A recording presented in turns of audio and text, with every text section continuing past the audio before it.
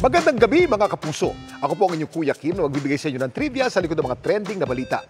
Isang malahalimaw na isda na nakatira sa malalim na bahagi ng karagatan na mataang palangoy-langoy sa mababaw na bahagi ng dagat sa Spain. Anong klaseng isda kaya ito?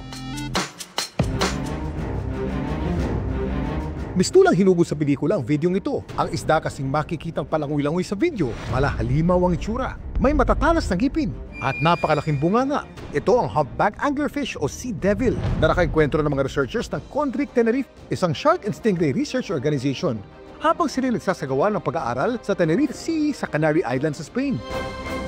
Para sa grupo, ang engkwentrong ito napakapambihira daw. Ito raw kasi marahil ang pinakaunang pagkakataon ng malahalimaw na isda na mataan sa mababaw na parte ng dagat. Ang humpback anglerfish kasi nagkukubli sa malalim na bahagi ng karagatan kung saan halos hindi na ito nasisikatan ng araw.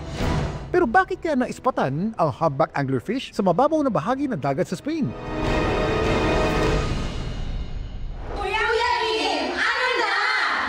Ang mga humpback anglerfish o Melanocetus johnsoni, unang nadiskubre noong 1863 malapit sa Matera sa northwestern Africa. Nag-English naturalist na si James Yates Johnson.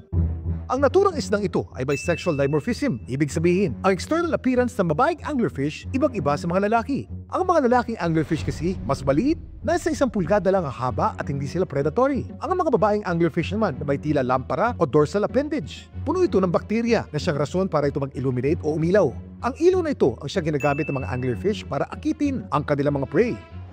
Ayon naman sa Condric Tenerife, hindi pa matukoy kung bakit napadpad sa mababaw na bahagi ng dagat ang humpback anglerfish na kanilang nakiengkwentro. Pero hinala nila, posibleng tumakas ito sa mga predator, sumabay sa agos o di kaya ay may sakit. Ilang oras na matapos ito mavideohan, ang isda binawian na ng buhay. Kaya dinala ito sa Museum of Nature and Archaeology in Santa Cruz de Tenerife para mapag-aralan. Alam niyo ba kung ano tinuturing na deepest fish sa ating karagatan?